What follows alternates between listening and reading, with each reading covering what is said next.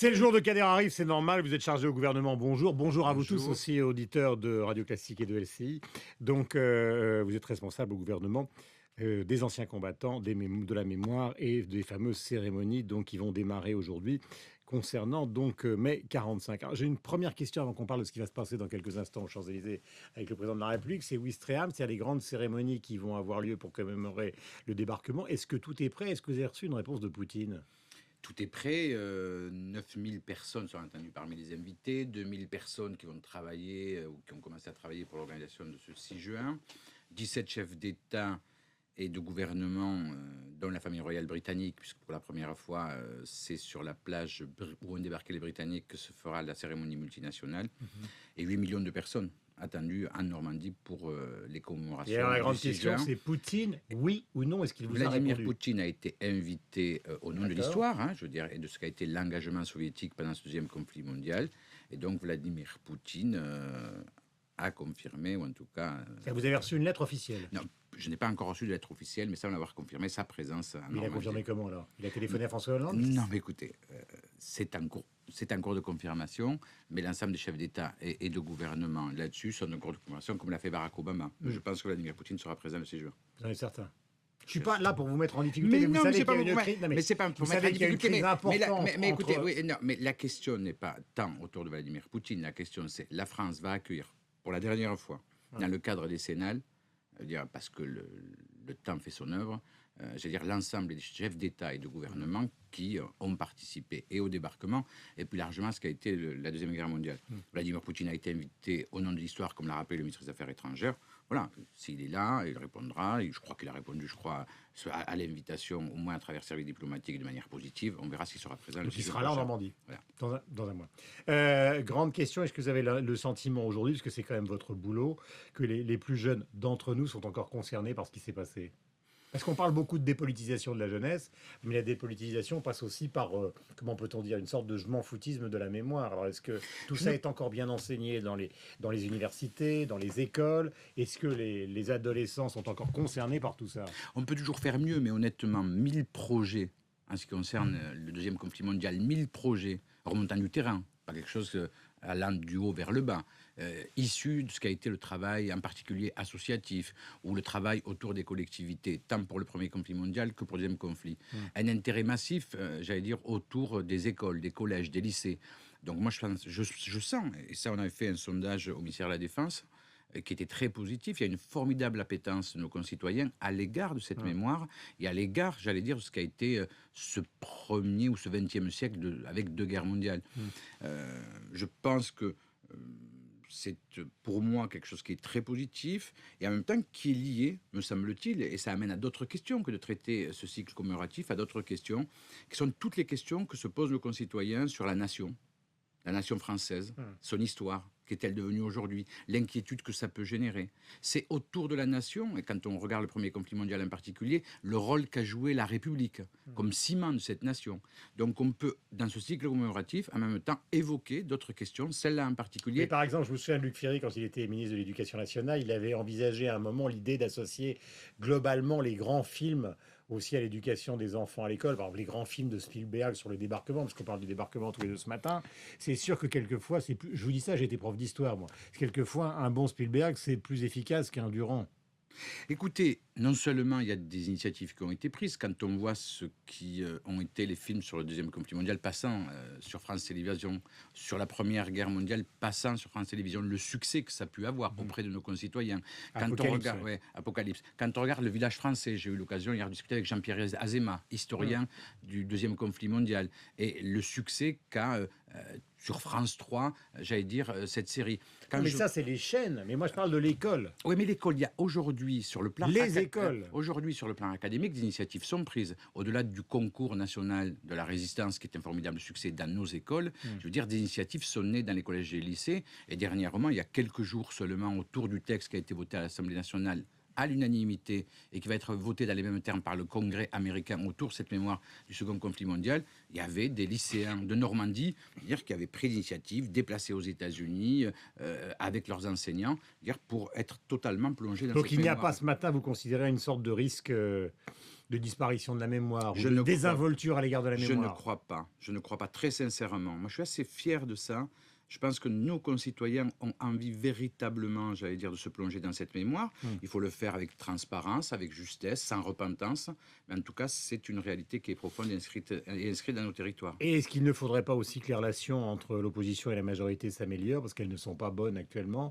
Il y a une sorte d'affrontement, qui est un affrontement politique classique, mais enfin, qui se durcit entre François Hollande et ses opposants. Est-ce que finalement c'est une bonne chose? Écoutez, autour de C'est cette... une bonne chose, je veux dire. Est-ce que c'est pas néfaste justement à cette idée de la commémoration des heures difficiles de la France? Mais l'opposition et la majorité s'affrontent sur des sujets politiques. Très Est-ce qu'ils honnêtement, vont se retrouver pour les très cérémonies? honnêtement, je veux dire, quand je vois ce qu'a été la nature du débat, mardi après-midi, que j'ai conclu, débat parlementaire, tous les signé avec un texte signé par tous les présidents de groupe, et un vote à l'unanimité sur un texte rappelant ce qu'ont été en particulier les événements de Normandie, et tout ça sans qu'il manque une seule voix sur l'ensemble des bancs, ce souci de cohésion nationale, j'allais dire, est aujourd'hui porté par l'ensemble des chefs des groupes d'opposition. Question sensible, le Front National, vous considérez quoi? Que c'est un parti qui est rentré dans le pacte républicain, puisqu'on vote pour lui et qui n'est pas interdit, ou que justement, puisqu'on est à un mois du débarquement, il a encore un rapport avec l'extrême droite qui a été funeste pour l'Europe? Il se trouve... Il faut répondre. Oui, mais je vais vous répondre. Il se trouve que l'histoire est quelque chose qui se répète parfois. À la fin de la Deuxième Guerre mondiale, la question qui était posée après 2 conflits mondiaux qui avaient déchiré l'Europe était plus de nationalisme ou l'enfermement d'un nationalisme ou la construction d'un espace de tolérance et de paix qui est aujourd'hui l'Europe. Les femmes et les hommes qui ont construit cette Europe-là ont su dépasser ce qu'ont été les horreurs de cette guerre. La même question, même si ce n'était pas à la sortie d'une guerre, se pose aujourd'hui. Qu'est-ce qui se passe en Europe? C'est l'idée où on voit apparaître malheureusement, de manière violente, dangereuse, des nationalismes partout. Obdoré en Grèce, l'extrême droite en France, les mouvements anti-européens en Angleterre, en Norvège. Et donc aujourd'hui, ce matin, alors moi je vais être encore plus franc, je pense... est-ce que vous reliez encore ce matin idéologiquement le Front National et ses dirigeants, on se souvient du détail de Jean-Marie Le Pen, il n'y a pas d'autre mot, au nazisme? Est-ce que vous les reliez encore idéologiquement? Je n'ai pas dit personnellement, mais est-ce que vous les reliez, vous, encore idéologiquement Moi, je regarde l'histoire telle qu'elle est. L'extrême droite française, dans son histoire, n'a pas été celle de la résistance. Ça, c'est une chose, je veux dire, que personne aujourd'hui... À titre individuel, il y a eu des exceptions. Il y a eu des exceptions. Le colonel de la Roque, mais collectivement, c'est ça la réalité. Voilà. La deuxième... Donc, ce matin, vous les reliez... Écoutez, je ne fais pas de lien... Moi, je vous pose une question. Oui, mais je ne veux pas être non plus dans le simplisme comme ça ou dans la petite phrase. La réalité, c'est celle-là. Et en même temps, c'est eux qui sont aujourd'hui porteurs d'un nationalisme à l'échelle européenne, qui peut, si on pourrait prendre les mots du président Mitterrand, le nationalisme menant à la guerre qu'il avait déclaré au Parlement européen en 1995, dans les mêmes logiques. Donc, est-ce que vous diriez ce matin que Mme Le Pen est dangereuse? Oui, avec les thèses qu'elle porte, oui, bien sûr. Bien sûr, avec les thèses qu'elle porte, les thèses qu'elle exprime, ses alliés à l'échelle... Et vous reprendriez ce mot que je vous suggère, dangereux? Je reprendrai ce mot à l'échelle européenne, les thèses que prône le Front National, la manière ou la conception qu'ils ont de l'Europe, de la relation entre les pays à l'échelle européenne, de la relation à l'autre en particulier, tant sur le sol national qu'européen, est dangereuse. Est-ce que vous considérez de ce point de vue-là aussi que finalement, il y a une sorte de maladresse de François Hollande, car le non-résultat, enfin l'absence de résultat dans le domaine économique, il a même parlé lui-même d'un programme qui n'était pas étincelant l'autre jour chez Jean-Jacques Bourdin. Donc, est-ce que vous considérez qu'il est en train de créer un climat économique qui déstabilise moralement et peut-être symboliquement justement une partie des Français qui rejoignent le Front National? Mais est-ce qu'on peut croire un seul instant, très honnêtement, M. Durand, que c'est François Hollande et la majorité actuelle et le gouvernement actuel qui sont responsables de 5 ans de non-croissance entre 2007 et 2012?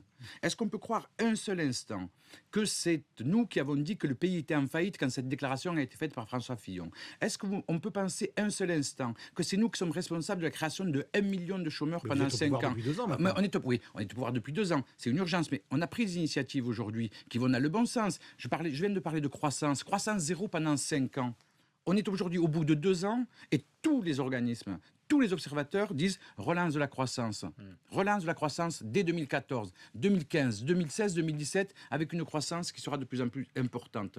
Une baisse du chômage des jeunes qui n'est jamais évoquée. Donc je veux bien qu'on soit responsable. Il faut assumer ces responsabilités. Moi, je les assume dans ce qu'elles sont. J'assume la responsabilité que le collectif qui est la nôtre, mais en même temps, on a un président courageux qui a fixé un cap dans un contexte difficile qu'on n'a pas su je veux dire, définir, ou en tout cas décrire à nos concitoyens. Donc je pense qu'on est sur la bonne voie, que cette France à laquelle on pense, c'est la France qui n'a pas d'emploi, qui est au chômage, et à cette jeunesse qui est en souffrance, c'est pas ce que porte ni l'extrême droite, puisque c'est la question que vous évoquez, ni la droite, que je sens déraper sur d'autres chemins. Et est-ce que vous avez le sentiment aussi que les relations avec Angela Merkel ont été apaisées? Elles n'étaient pas très bonnes au début. François Hollande va la voir sur la Baltique, ils vont faire un peu de bateau, il va dormir sur place, et ils prendront un petit déjeuner, je crois, demain matin ou après-demain matin. Et visiblement, Angela Merkel, elle est assez inquiète de la situation politique, affaiblissement du président et économique en France. Écoutez, nous ne jouons pas ce qui se passe, nous, en Allemagne. Angela Merkel regarde la situation française, mais je pense que la relation entre le président de la République française et la chancelière allemande sont bonnes, que ce couple franco-allemand qui est souvent évoqué est encore un élément structurant de la construction européenne ou de l'Europe. Enfin, on est quand même très loin d'Helmut Kohl-Mitterrand, très loin d'Helmut Schmidt-Giscard, très loin... Est-ce que c'est la faute de la France? On n'aura pas le temps ce matin de l'évoquer. Moi, je suis prêt à revenir chez vous pour évoquer mon sentiment personnel. Je pense que aujourd'hui, l'Allemagne est un grand pays de plus de 80 millions d'habitants, c'est-à-dire qui a bénéficié de l'Europe très largement, et en particulier après la chute du mur, et il fallait le faire. Et ça a été un choix qui a été opéré par le président de la République, François Mitterrand, de l'époque. Que l'Allemagne aujourd'hui profite du marché intérieur européen de manière assez importante pour les entreprises, c'est une bonne chose, mais qui concourt quand même au solde positif de sa balance de commerce extérieur. Mais qu'en même temps, il faut dire à nos amis allemands, dans une discussion qui soit une discussion franche, que ce couple franco-allemand, il doit se reconstruire autour d'une autre conception de l'Europe, qui soit une Europe de l'harmonisation sociale et une Europe de la justice. C'est le soutien que nous portons, par exemple, actuellement, je veux dire, pour Martin Schulz aux élections européennes en particulier. Est-ce que François Hollande ira, par exemple, à des commémorations, là je pense à la guerre de 14, avec des leaders de l'opposition, comme Jean-François Copé, qui a l'intention d'organiser beaucoup de choses à Meaux? Écoutez, nous invitons tous les responsables politiques à participer à l'ensemble des commémorations, en particulier le 6 juin. Je suis en train de regarder comment ça peut se faire dans les meilleures conditions. Le 14 juillet, où pour la première fois, 74 pays avec une double représentation militaire et jeunesse, puisqu'on évoquait la jeunesse tout à l'heure, seront présents sur les Champs-Élysées auprès de nos troupes. Le mois de septembre, sur la bataille de la Marne, ce qui concerne le Alors, premier est-ce qu'il y aura un mot, Jean-François Copé? Pour le moment, il n'y a pas de décision qui a été prise, mais j'ai eu Jean-François Copé à 2 reprises au téléphone. C'est un magnifique musée que celui de Meaux, nous y passerons. Je n'y passerai, mais est-ce que François Hollande ira? Mais écoutez, je ne vais pas répondre à la place du président de la République pour le moment. Et je vous pose la question, c'est normal. C'est normal que vous la posiez, mais c'est normal aussi que je vous dise que pour le moment, aucune décision n'a été prise. Merci Kader Arif d'être venu nous voir ce matin. Merci je à vous. Vous êtes chargé donc des anciens combattants, notamment et de leur mémoire.